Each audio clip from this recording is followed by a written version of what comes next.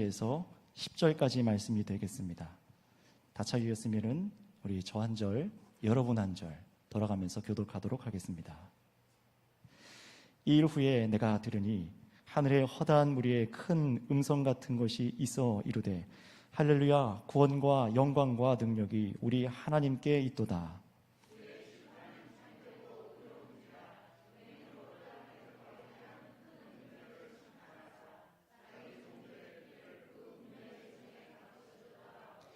두 번째로 할렐루야 하니 그 연기가 세세토록 올라가더라.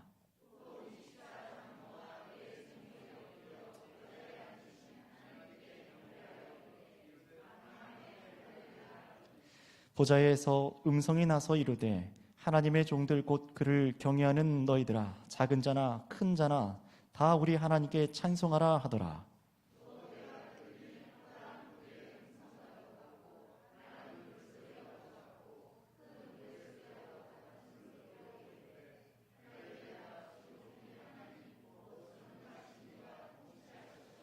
우리가 즐거워하고 크게 기뻐하며 그에게 영광을 돌리세. 어린 양의 혼인 계약이 이르렀고 그의 아내가 자신을 준비하였으므로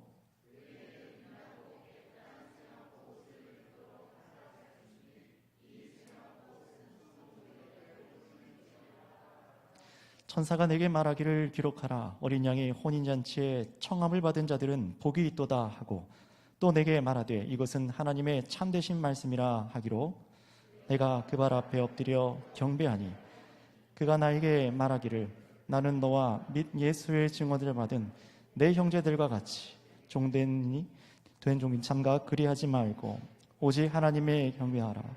예수의 증언은 예언의 영이라 하더라. 아멘. 자, 오늘 이 말씀을 통해서 하나님을 향한 찬양의 본질이라는 제목으로 말씀을 나눌 때 우리가 이 말씀을 깨닫고 주님을 더욱 즐거워할 수 있는 저와 여러분들 되시기 바랍니다. 우리 옆뒤 앞에 계신 분들과 이렇게 인사할 수 있으면 좋겠습니다. 말씀에 붙들립시다.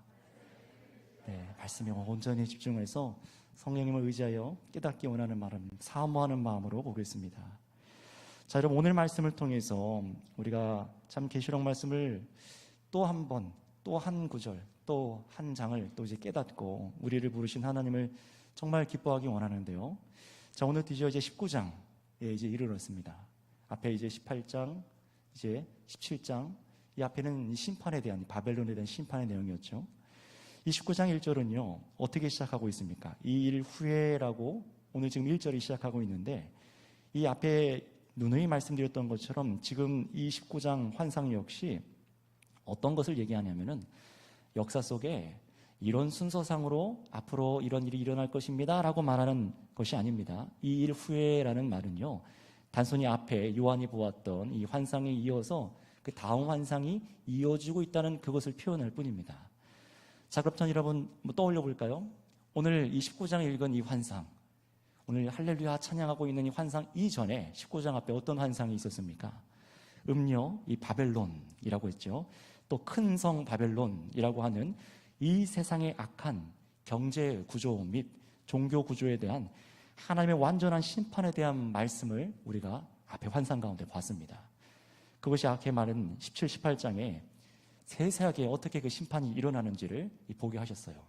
바로 이 환상이 끝나고 나서 이제 어떤 환상이 이어지고 있는 겁니까? 예수님께서 정말 마지막 때에 재림하셔서 이루신 그 심판 가운데 그 다음에 무엇이 이어지고 있는 거예요? 오늘 이 말씀은요, 어떤 것이냐면은 한번 따라해 주시면 감사하겠습니다. 심판에 대한 성도들의 반응. 네, 뭐라고요? 심판에 대한 우리 성도들의 반응입니다. 심판에 대한 하나님의 성도들에 대한 이 반응이 어떤지, 그것이 무엇인지 이 노래하고 있는 것이 이 19장이에요. 심판이 이어지는 것이죠. 그래서 1절에 보시면은요, 이번엔 요한에게 이 환상 가운데 무언가를 듣게 하십니다. 하늘에 허다한 무리의 큰 음성 같은 것이 있어 이르되 라고 하죠. 우리 다시 한번 읽어볼까요? 1절 시작. 이 일 후에 내가 들으니 하늘에 허다한 무리의 큰 음성 같은 것이 있어 이르되. 아멘. 여기까지 보세요. 여러분, 그런데 이 허다한 무리들이 누구입니까? 이들이 노래하는 내용을 보면 우리가 알 수 있는데 뭐라고 계속 찬양합니까? 할렐루야, 구원과 영광과 능력이 누구에게 있다고요? 우리 하나님께 있도다. 아멘. 이들이 누굽니까? 우리가 계속해서 앞에서 보았던 이 큰 음녀라고도 하고 큰 성이라고도 하는 이 바벨론에 의해서 억압을 받았던 모든 성도들이에요. 하늘의 성도들. 이들이 하늘의 허다한 무리로 표현해서 이 찬양하고 있는 것을 오늘 이 요한이 환상 가운데 들었다라고 기록하고 있는 겁니다. 그런데 여러분, 마치 이것이 이미 일어난 듯이, 이 마지막의 일이 이미 일어난 듯이 그 환상 가운데 보게 하시는 거예요. 듣게 하시는 거예요. 여기서 우리는 참 성도들, 그리고 마지막 심판을 행하신 하나님과 그 어린 양을 향한 성도들의 찬양의 내용이 무엇인지를 배울 수가 있어요. 여러분, 이 내용이 무엇인지, 오늘 우리가 그 찬양의 내용이 무엇인지 분명히 알아야만 합니다. 왜냐하면 이 마지막 찬양이지 않습니까? 이 마지막 찬양이야말로 구원받은 앞에 봤던 14만 4천에 해당되는 참된 성도들이 이 불을 새 노래고, 또 참 성도들 역시 이 마지막에 하나님께 드리는 찬양이라는 점에 있어서요, 지금 저와 여러분들이 살아가는 이 시대에도 우리가 어떤 찬양을 드려야 되는가, 하나님께 울려 퍼지는 그 마지막에 행하신 일의 가운데 어떤 찬양이 울려 퍼지는가, 이것을 통해서 이 찬양의 본질이 무엇인지를 우리에게 깨닫게 해주고 있는 것입니다. 무엇을 깨닫는다고요? 찬양의 이 본질이요. 설교 제목처럼요. 그래서 오늘 이 말씀을 우리가 잘 보셔야 돼요. 오늘날 수많은 하나님을 향한 찬양이 쏟아지고 있죠. 그렇죠? 또 많은 교회들이 하나님을 찬양한다고 하는데, 여러분들이 드리는 이 찬양들과 이 계시록에서 말씀하시는 찬양의 내용이 같은지를 점검해 보셔야 돼요. 만약에 여러분들의 찬양이 오늘 이 계시록에서 말하는 찬양의 이 본질과는 다르다면은 내가 노래하고 있는 것은 과연 무엇인가? 내가 하나님을 예배한다고 하지만은 정말로 노래하고 있는 것이 무엇인지, 다시 말하면 정말 내가 예수님 믿는다고 하면서 기뻐하고 바라고 있는 것이 무엇인지 점검할 수 있거든요. 그래서 여러분의 신앙이 이 말씀 안에서 바르게 세워질 수 있기를 바랍니다. 자, 그래서 보시면은 오늘 본문에는 하나님을 찬양하는 할렐루야라는 이 말이 총 4차례나 나와요. 몰려서 이 계시록 29장에 전부 몰려 있습니다. 여러분, 그런데 이 할렐루야라는 말이 무엇입니까? 우리가 이 할렐루야라는 말은요, 그냥 인사할 때 쓰는 말이 아닙니다. 아무 때나 하는 것도 아니고, 설교 때 좋은 사람 깨우려고 추임새로 하는 것도 아닙니다. 이 말은요, 주를 찬양하라. 무슨 뜻이라고요? 주를 찬양하라 라는 히브리어 문구를 헬라어로 발음 나는 대로 음역한 것이 할렐루야라는 거예요. 주님의 무엇을 왜 찬양하라 라는 것일까? 사실 그게 더 중요합니다. 주님을 찬양하라고 했는데 주님의 무엇을 왜 찬양하라 하는가? 우리는 그것을 알고 이 할렐루야를 할 수 있어야 되는 거예요. 자, 그래서 보시면은 하나님께서 찬양 받으셔야 될 할렐루야, 이 찬양 4가지가 나옵니다. 몇 가지가 나온다고요? 4가지가 오늘 쭉 나옵니다. 자, 그래서 첫 번째, 우리 1절을 다시 한번 읽어보실까요? 시작. 이 후에 내가 들으니 하늘의 허다한 무리에 큰 음성 같은 것이 있어 이르되 할렐루야, 구원과 영광과 능력이 우리 하나님께 있도다. 아멘. 구원과 영광과 능력이 오직 하나님께 속해 있기 때문에 할렐루야라고 하나님을 찬양한다고 말해요. 자, 그런데 여러분, 이것은요, 역사 끝에 하나님의 크신 능력으로 무엇을 하신 것을 의미하는 거냐면은 이 바벨론을 심판하신 것과 자기 백성을 구원하심을 찬양하는 거예요. 이후에 내가 들으니 하늘에 대한 허다한 물이 큰 음성 같은 것이 있어 이르되 할렐루야, 구원과 영광과 능력이 우리 하나님께 있도다. 이 말이 뭘 의미한다고요? 앞에 17장, 18장에 보셨던 이 바벨론에 대한 하나님의 의로운 심판과 자신의 백성들을 정말 신원하여 주시고 구원해내시는 그 은혜를 찬양하고 있는 겁니다. 하나님의 능력을 찬양하는 거예요. 정말로 그런지 2절을 통해서 보면은 더 분명하게 그 의미를 알 수 있습니다. 우리 2절을 읽어보도록 하겠습니다. 시작. 그의 심판은 참되고 의로운지라 음행으로 땅을 더럽게 한 큰 음녀를 심판하사 자기 종들의 피를 그 음녀의 손에 갚으셨도다 하고. 아멘. 분명히 말하죠. 그의 심판은 참되고 라고 찬양하고 있는 거예요. 그래서 여러분 보세요. 왜 찬양합니까? 왜 할렐루야 합니까? 18장 말씀대로 하나님께서 바벨론을 이미 심판하셨기 때문에 할렐루야라고 그 심판을 찬양하고 있는 거예요. 바벨론을 향한 하나님의 심판이 참되고 의로우십니다라고 하는 것이 할렐루야라는 이 찬양의 내용입니다. 자, 그런데 여러분, 이 심판에 대한 찬양은요, 앞에 계시록 6장 10절에 보았던 성도들의 찬양이기도 합니다. 한번 우리 자주 찾아보고 있는데 다시 한번 계시록 6장 10절, 이들이 누군가 한번 다시 읽어보도록 하겠습니다. 계시록 6장 10절 말씀입니다. 같이 연결해서 적어 놓으시면 또 되겠지요. 같이 읽겠습니다. 6장 10절 말씀 시작. 큰 소리로 불러 이르되 거룩하고 참되신 대주제여, 땅에 거하는 자들을 심판하여 우리 피를 갚아주지 아니하시기를 어느 때까지 하시려 하나이까 하니. 아멘. 바로 지금 이들이 누굽니까? 뭐라고 말하고 있어요? 하나님, 언제까지 우리가 피 흘리는 것을, 이 바벨론으로부터, 이 세상으로부터 억울하게 피 흘리고 있는 것을 언제 보복해 주시고, 언제 심판하시고, 언제 의로움을 행하실 것입니까? 라고 성도들이 질문했었죠. 탄원한 겁니다. 바로 이 응답으로 하나님께서 무엇을 하신 것입니까? 마지막 때에 의로우신 심판을 행하신 줄을 믿습니다. 하나님께서 이 일을 행하셨다라는 거예요. 그래서 이 탄원하던 성도들이 정말로 하나님께서 이 심판을 행하신 것을 보고 성도들이 기뻐서 하나님께서 하신 심판을, 그 의로우신 심판을 찬양하고 기뻐하고 있는 것이 이 할렐루야, 이 첫 번째 내용이었어요. 땅을 더럽게 한 큰 음녀, 곧 이 바벨론을 하나님께서 멸하시고 자기 종들과 그 피를 흘리는 음녀의 손에 갚으셨다라고 오늘 본문에 말씀하셨습니다. 그래서 다시 여러분 오늘 본문으로 돌아오셔서 2절을 잘 보시면은 그 음녀의 손에 갚으셨다라고 하죠. 그렇죠? 여러분, 근데 이 손이라는 것은 뭘 상징하냐면 여기서 압제하는 권력을 여기서 말씀하는 겁니다.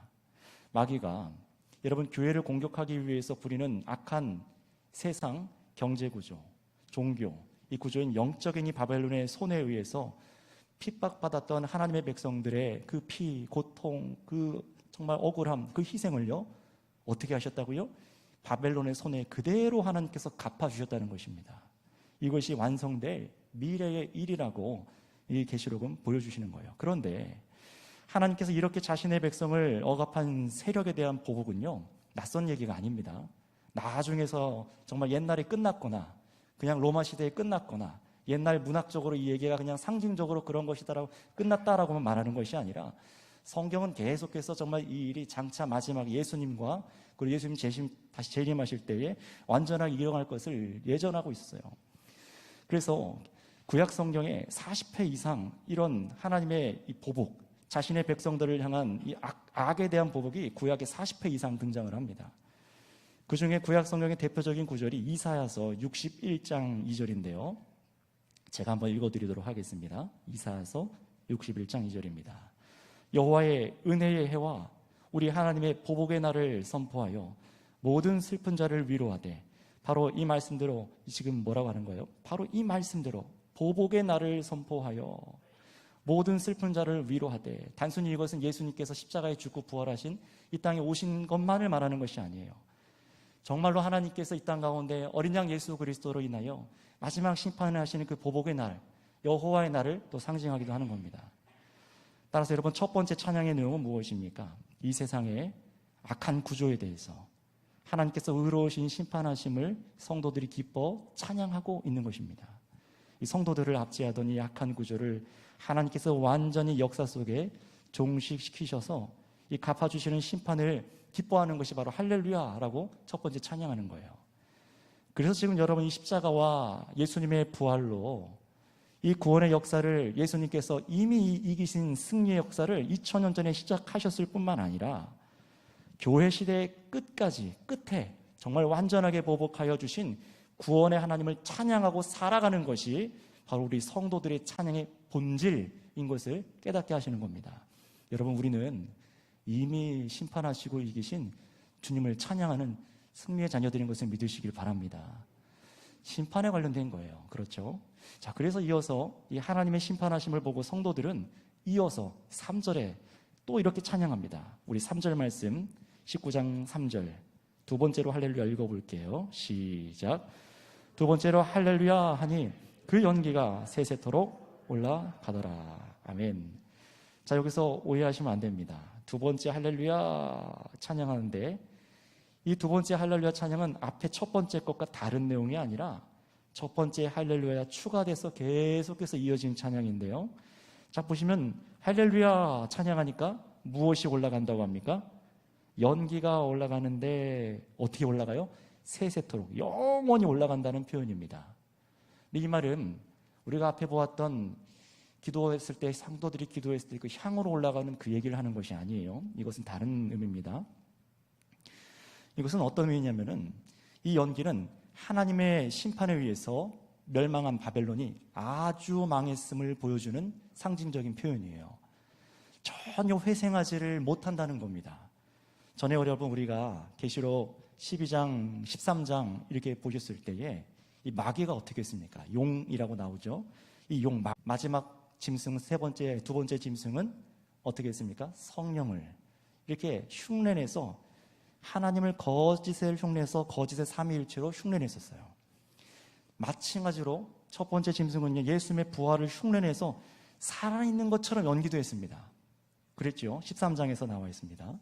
하지만 이제는 어떻다는 거예요? 정말로 역사 끝에 하나님께서 의로우신 심판을 이 땅 가운데 내리시니 더 이상 이제 그런 짓도 못하고 완전히 망했다라는 겁니다.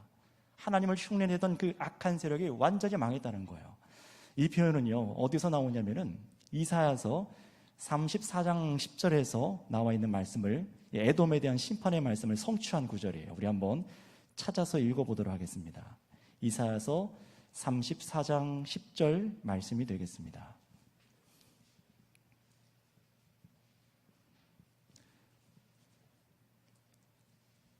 이사야서 34장 10절 말씀입니다.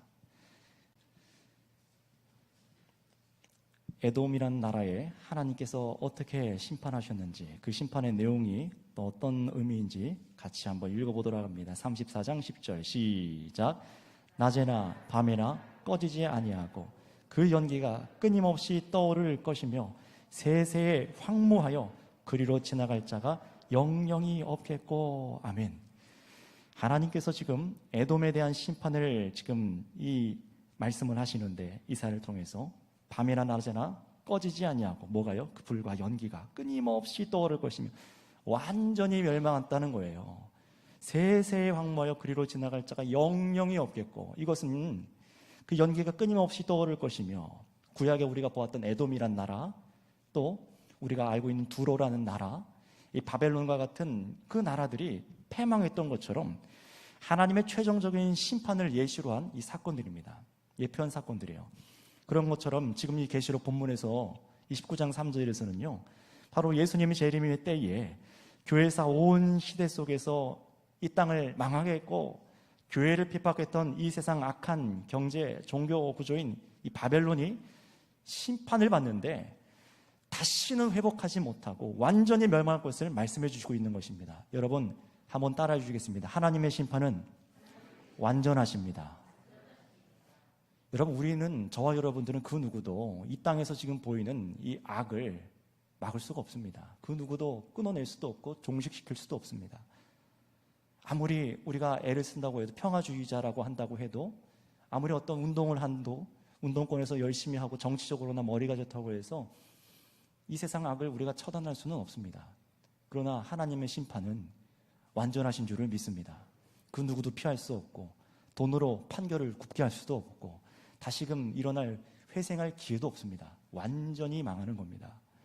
여러분, 게다가 이 바벨론만이 아니라 계시록 14장 11절의 말씀처럼 누구도 멸망하냐면은 이때에 그 짐승과 그 우상에게 경배하고 그의 이름의 표를 받았던 자들, 666이라고 보았던, 많이 설명을 했죠. 바로 그런 자들, 바벨론과 음행하여서 이 세상 구조에 따라서 우상 숭배했던 모든 불신자들 개개인 역시 어떻게 된다고요?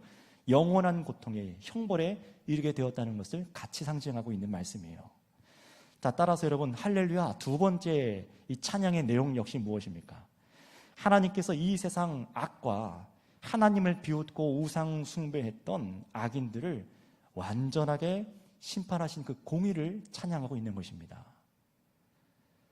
자, 그리고 이제 세 번째 할렐루야 찬송이 그 다음에 또 이어져요. 우리 본문 4절에서 5절 말씀을 읽어보겠습니다. 4절 5절입니다. 시작. 또 24장로와 내 생물이 엎드려 보좌에 앉으신 하나님께 경배하여 이르되 아멘 할렐루야 하니 보좌에서 음성이 나서 이르되 하나님의 종들 곧 그를 경외하는 너희들아 작은 자나 큰 자나 다 우리 하나님께 찬송하라 하더라. 아멘. 자, 이 세 번째 찬송 할렐루야 나오는데 여러분, 우리가 계시록 4장에 보았을 때 우리 오늘 앞에 찬양했던 것처럼 이 하늘의 보좌에서 하늘 보좌 가까이 가장 있었던 그 존재들이 있었어요. 누굽니까? 24장로와 내 생물들. 우리가 쭉 설명을 했습니다. 이 어떤 상징인지 어떤 존재들인지 우리가 성경 안에서 볼 수 있는 만큼 말씀을 드렸어요.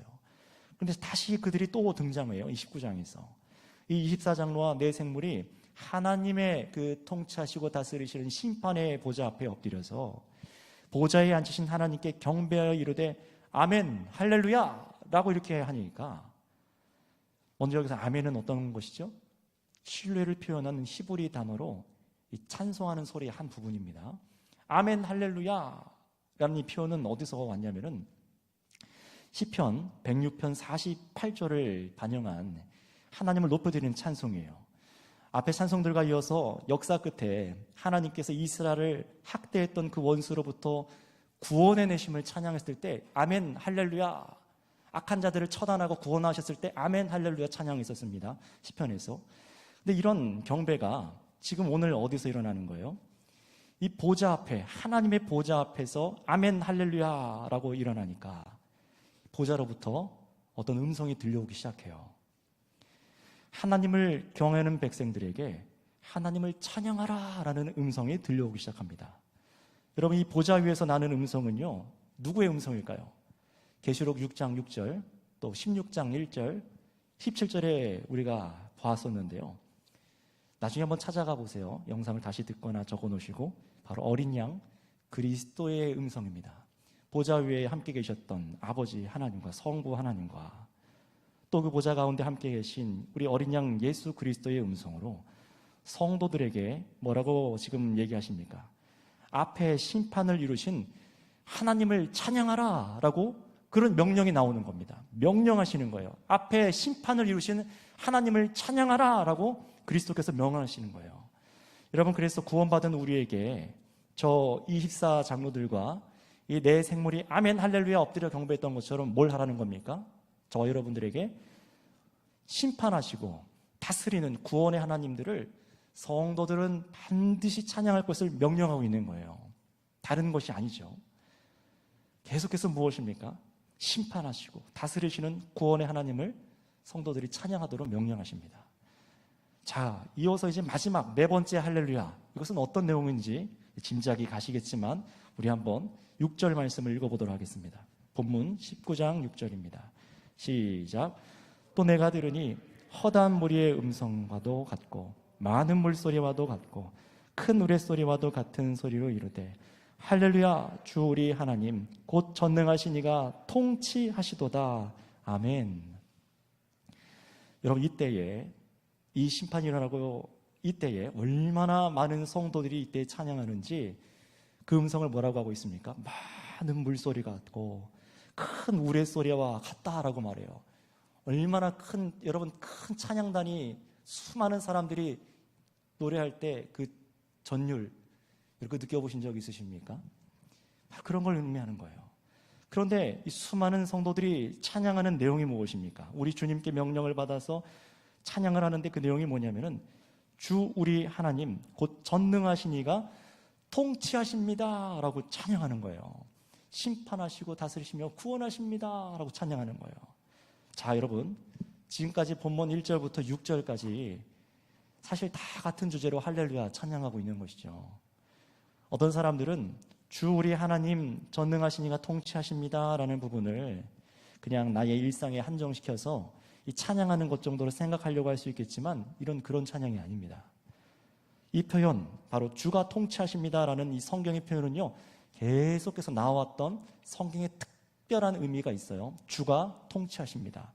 이 성경의 표현은요, 전통적으로 구약 성경 시편이라던가 아니면 역대기 이사야 말씀 등에서 뭘 말씀할 때 주가 통치하십니다 썼냐면은 하나님께서 백성들의 원수들을 심판하셔서 가나안 땅을 정복하게 하시거나 후에 하나님께서 다윗의 왕위를 세우셨을 때 사용됐던 표현이에요. 주님께서 통치하십니다. 저 원수들을 다 몰아내시고 하나님께서 다윗의 왕위, 하나님의 나라를 세우십니다라는 이런 통치, 정말 악의 심판, 의의 나라를 세우시는 거기에 할 때 주께서 통치하십니다라는 표현을 써요.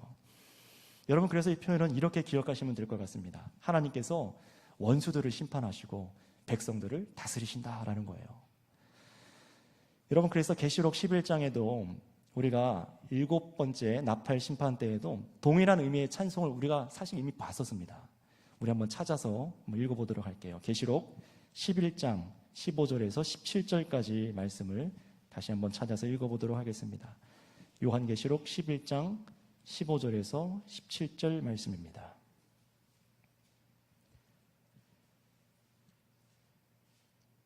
하나님의 승리가 얼마나 확실하게 이 세 번에 걸쳐서 찬양되고 있는지 보시는 거예요.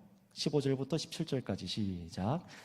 일곱째 천사가 나팔을 불매 하늘에 큰 음성들이 나서 이르되 세상 나라가 우리 주와 그의 그리스도의 나라가 되어 그가 세세토록 왕노릇 하시리로다 하니 하나님 앞에서 자기 보좌에 앉아있던 24장로가 엎드려 얼굴을 땅에 대고 하나님께 경배하여 이르되 감사하옵나니 옛적에도 계셨고 지금도 계신 주 하나님 곧 전능하신 이여 친히 큰 권능을 잡으시고 왕노릇 하시도다. 아멘.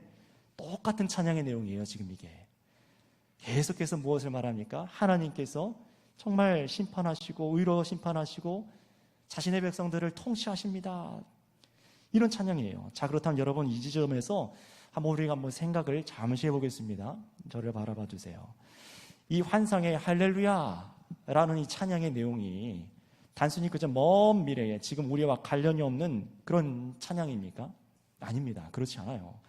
이 세 번째 할렐루야 소리가 나서 주님께서 성도들에게 이 찬송을 하라가 명령하셨던 것은요, 미래에 예수님의 재림을 목격하는 성도들에게만 말씀하고 있는 것이 아니에요. 그들만이 아니라 지금 이 계시록을 처음 읽었던 소아시아의 7 교회들도 이 말씀대로 명령하셨던 것이고, 그리고 지금 온 교회사 시대 속에 모든 교회의 자신의 성도들에게 명령되어지고 있는 찬송의 내용입니다. 할렐루야, 이 찬양을 하라는 거예요. 결국 이 마지막에 울려 퍼지는 할렐루야 찬양의 내용이 바로 저와 여러분 모든 그리스도인들이 영원히 기뻐하며 찬양해야 될 찬송의 본질이라는 것입니다. 자, 그런데 여러분, 많은 사람들이 찬양하지만 자신들이 찬양하고 싶어 하는 것, 기뻐하고자 하는 것들은 어떤 것들이 많습니까? 나 개인의 유익이라던가 이 땅에서 하나님께서 나에게 행하신 이 삶의 작은 베푸심들, 일상에 느끼는 주관적인 감정과 감사에 국한되는 경우가 굉장히 많습니다. 물론 우리 주님께서 우리에게 허락하신 그 은혜들을 찬양하는 것은 당연한 거예요. 하지만 여러분, 오늘 보세요. 오늘 이 찬양을 보세요. 그저 여러분들께서 하루 그냥 보내는데 일상이 막 잘 풀려서 너무 감사해서 기분이 좋아서 흥얼거리는 찬송과는 거리가 좀 있어 보입니다. 그렇죠? 오늘 이 4번에 걸친 할렐루야 이 찬송의 핵심이 무엇이었습니까? 하나님께서 이 세상 악한 것에 행하신 심판이 의로우십니다. 이 심판을 하셨습니다. 하나님께서 자신의 백성을 신원하여 주십니다. 억울함을 해결하여 주십니다. 모든 것을 통치하십니다라는 그런 찬양이 바로 할렐루야라는 4번에 걸친 주님을 찬양하는 내용이에요. 물론 저와 여러분들 삶 속에서 하나님께서 행하시는 여러 도움들을 우리는 노래할 수 있습니다. 그러나 우리가 정말로 묵상해야 되고 하나님께서 지금도 행하고 계시며 완성하실 일을 우리가 이 계시록 말씀을 통해 깨닫는다면요, 정말 기뻐하신다면 우리의 찬양이 달라지기 시작해요. 이 세상 악한 경제 구조에 편승해서 물질적인 안정이 가져다 주는 것에 거기서 기쁨을 얻던 저와 여러분들이 이제는 예수 그리스도 안에서 찬양하고 노래하던 것들이 바뀌었어요. 우리는 이전에 어땠습니까? 이 세상 사람들은 여전히 그러고 있죠. 그들의 중심은 결코 하나님의 의로우심이라던가 이런 세상의 화려함을 따라 우상 숭배하는 것에 심판하시는 하나님의 통치를 기뻐하거나 그것을 찬양하지 않아요. 오히려 세상을 찬양하죠.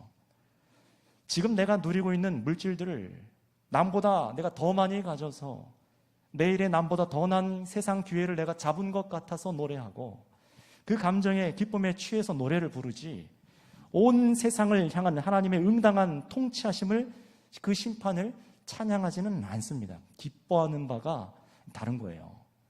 자, 그래서 여러분, 이렇게 하나님의 심판과 일하심을 찬양하는 이 성도들이 기뻐하는 바가 이 7절과 이 8절 속에 이게 노래가 됩니다.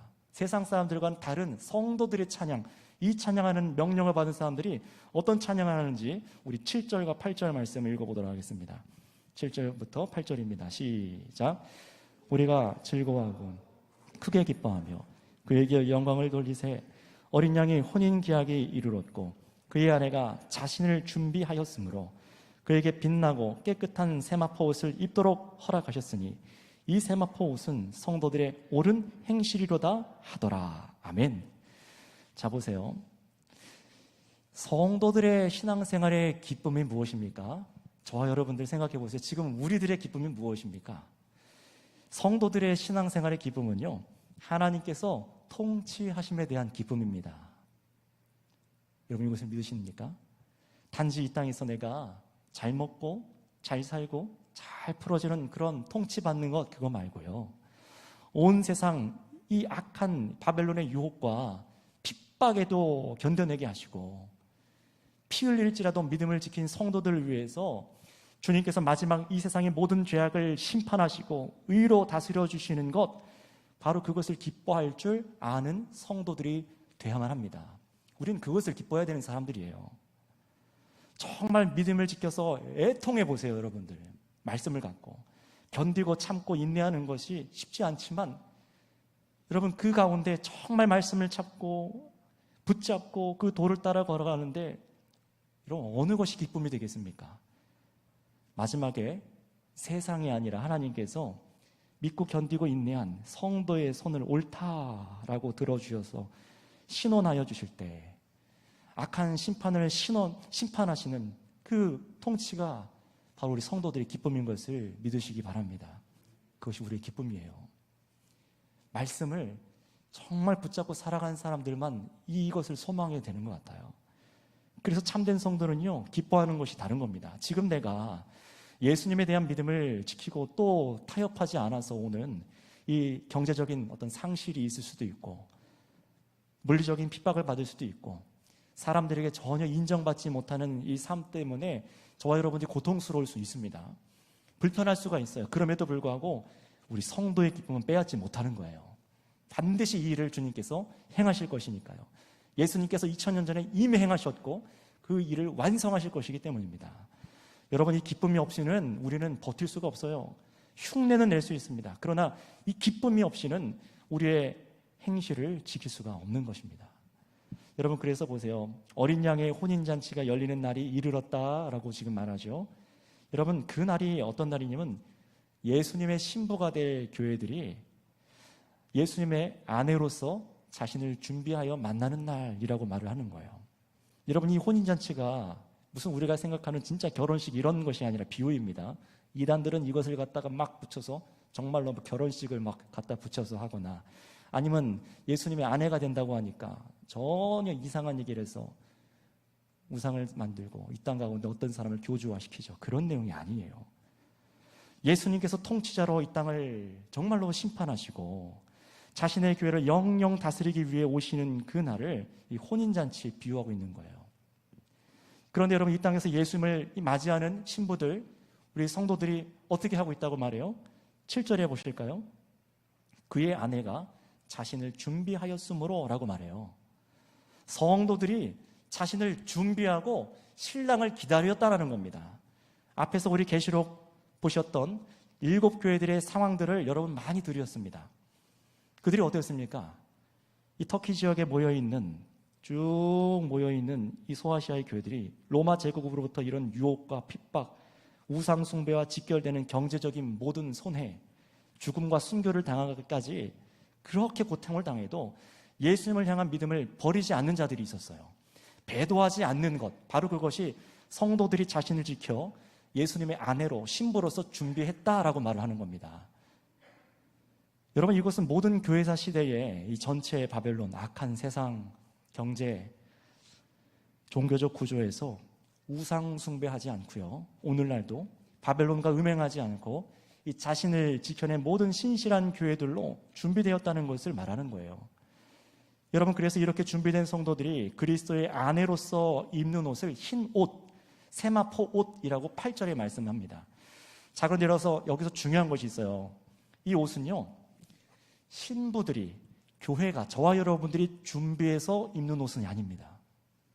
이 8절에 보실까요? 8절에 보시면은 이 혼인잔치에 입을 빛나고 깨끗한 세마포 옷을 신부들이 입어야 되는데, 혼인잔치 때는요. 근데 그 옷을 어떻게 했다고 말합니까? 입도록 허락하셨으니. 이건 어떤 표현이냐면요, 이 흰 옷을 입히시는 것이, 주시는 것이 우리가 아니라 하나님께서 하신다는 겁니다. 하나님께서 주신다는 거예요. 그래서 신부된 저와 여러분들이 준비해야 될 것은 이런 옷이 그런 게 아닙니다. 뭡니까? 옳은 행실들이라고 말해요. 저와 여러분들이 준비해야 될 것은 흰 옷, 이게 아니라 옳은 행실들이래요. 이 옳은 행실은 무슨 돈을 많이 준비하고 헌금 많이 드리거나 많은 공덕을 쌓아서 쌓는 그런 걸 말하는 것이 아닙니다. 앞에 말씀드렸습니다. 분명히 이 옳은 행실은 오직 저와 여러분들께서 끝까지 인내로 믿음을 잃어버리지 않고 우상과 타협하지 않고 승리를 이루는 것을 말해요. 이것이 바로 옳은 행실입니다. 그래서 여러분, 성도 여러분, 우리가 신부로서 그날에 입을 흰 옷은요, 그간 저와 여러분들께서 여러분 자신을 잘 준비하고 타협하지 않고 살아낸 성도들에 대한 주님의 상입니다. 상이에요. 흰 옷은 저와 여러분들이 이 인생 가운데 예수님을 기다리며 올바른 교제 속에서 살아갔다는 상급입니다. 뭐라고요? 상급이라고요. 예수님을 기다리며 올바른 교제 속에 살아갔다는 상급이 바로 흰 옷이라는 표현이에요. 그래서 여러분, 우리가 앞에서 보았던 것처럼 몇몇 교회들에게 예수님께서 정말 이겨라, 끝까지 이겨라, 그러면 내가 너에게 흰 옷을 입혀주리라 라는 표현도 기억나시죠? 우리는 바로 이 날을 기다리면서 기뻐하고 살아가는 성도들입니다. 이 날을 기다리는 자들이에요. 이 땅에서 입을 그런 옷이 아니라 이 날을 기다리며 살아가는 자들입니다. 그래서 저와 여러분들은요, 주님께서 입혀주실 흰 옷을 입기를 정말로 간절히 사모하고 믿음의 인내로 삶의 타협 없이 살아가야 될 줄을 믿습니다.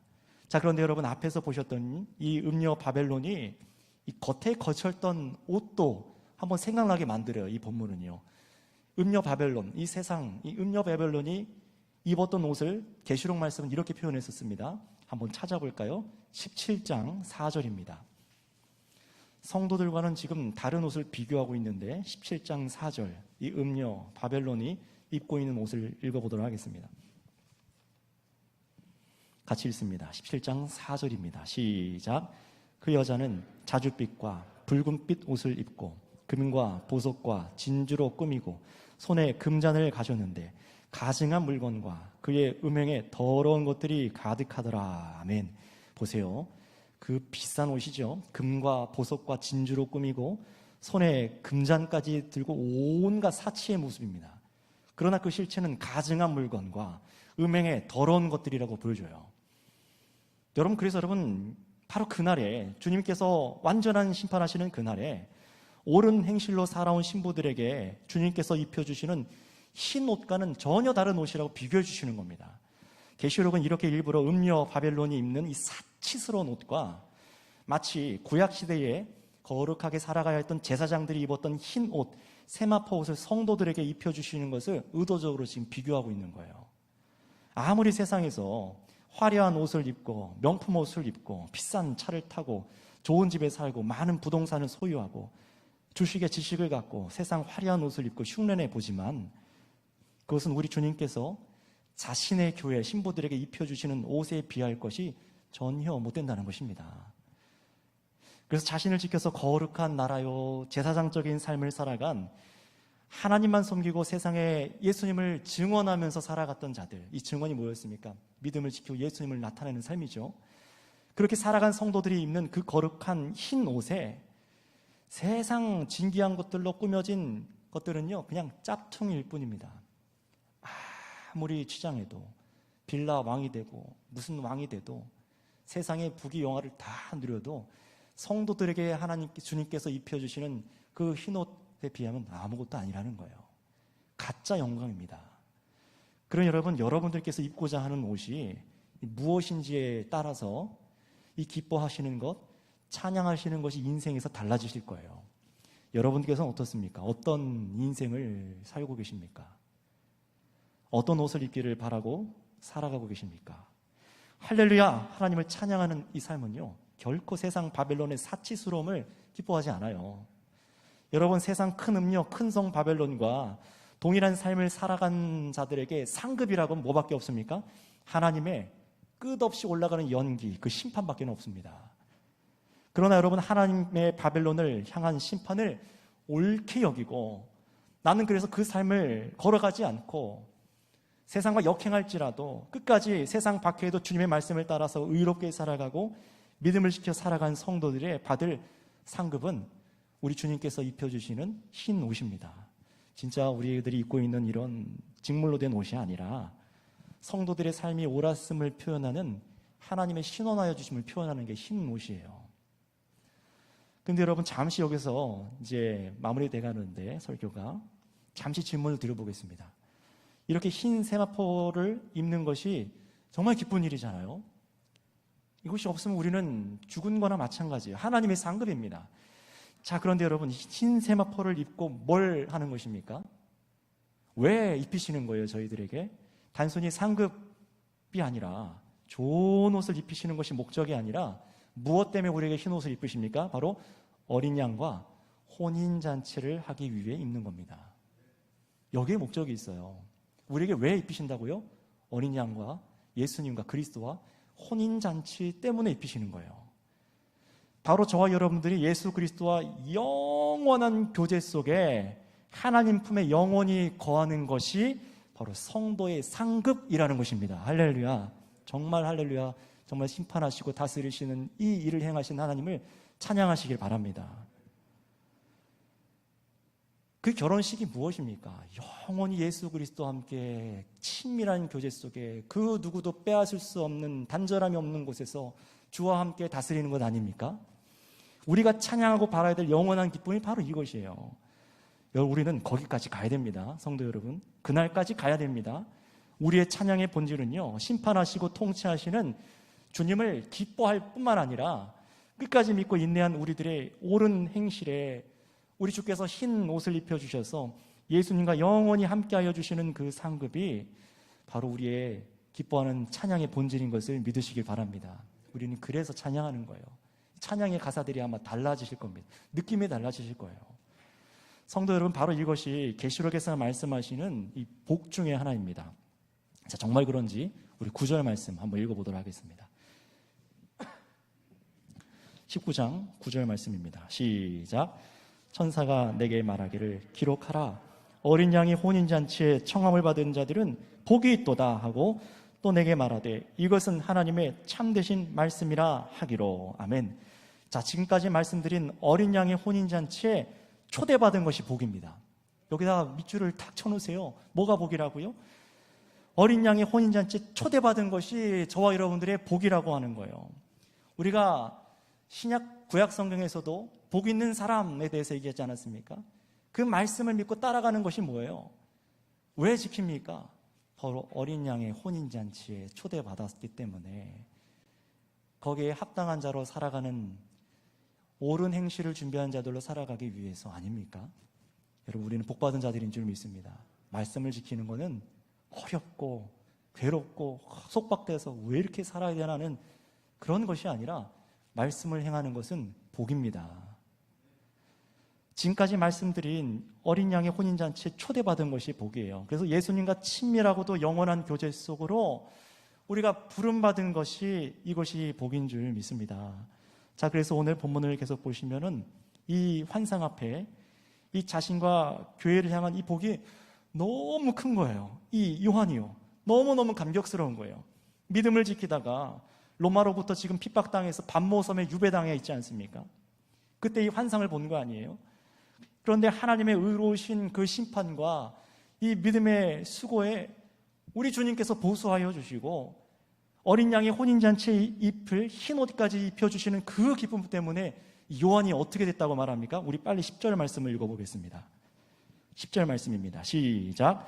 내가 그 발 앞에 엎드려 경배하려 하니 그가 나에게 말하기를 나는 너와 민 예수의 증언을 받은 내 형제들과 같이 된 종이니 삼가 그리하지 말고 오직 하나님께 경배하라.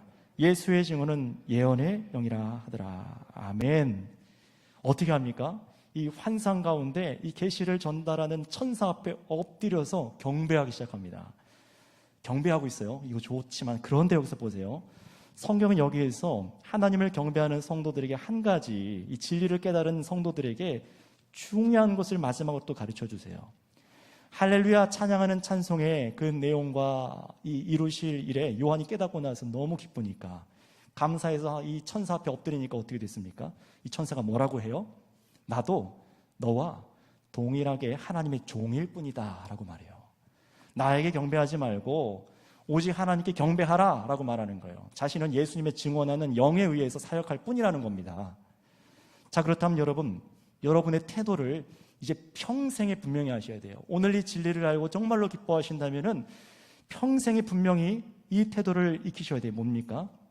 이렇게 찬양해야 되는데 말씀을 전하는 목사도 경배의 대상이 아닙니다. 자신을 높이고 세우는 거짓 목회자나 이단 사이비 교주와 같은 자들은 계속해서 자신이 경배받는 것을 즐길 것이고 그렇게 사람들을 미혹할 테지만 또 악한 습성상 사람을 그렇게 경배하고자 우리 가운데 유혹이 있을 수도 있어요. 그러나 여러분, 저와 여러분들은 절대로 그래서는 안 됩니다. 절대로 저나 그 누구도 여러분 경배하는 것이 아니라 오직 하나님만 경배하시기 바랍니다. 우리의 찬양과 경배의 대상은 오직 하나님 한 분 외에는 없으십니다. 사람도 아니고 어떤 종교적인 기술도 아니고 기교도 아니고 어떤 역사와 전통과 제도도 아닙니다. 오직 찬양받으셔야 될 분은 하나님 한 분밖에는 없으십니다. 그것도 저와 여러분이 이 땅에서 재물이나 건강 주셔서 찬양하는 그 정도가 아니라 어떤 것입니까? 온 세상 악에 대한 분명한 의의 심판과 통치하시는 그 은혜, 성도들의 믿음과 인내의 상급으로 흰 옷을 입히셔서 영원한 주님과 교제 속으로 우리를 초청하신 예수님 때문에 찬양하는 것이 찬양의 본질인 것을 믿고요. 여러분, 이 기쁨을 평생에 주님께만 노래하는 저와 여러분들 다 되시기를 축복합니다. 이 시간 함께 기도하겠습니다. 오늘 딱 두 가지만 같이 기도할게요. 여러분, 오늘 성경 말씀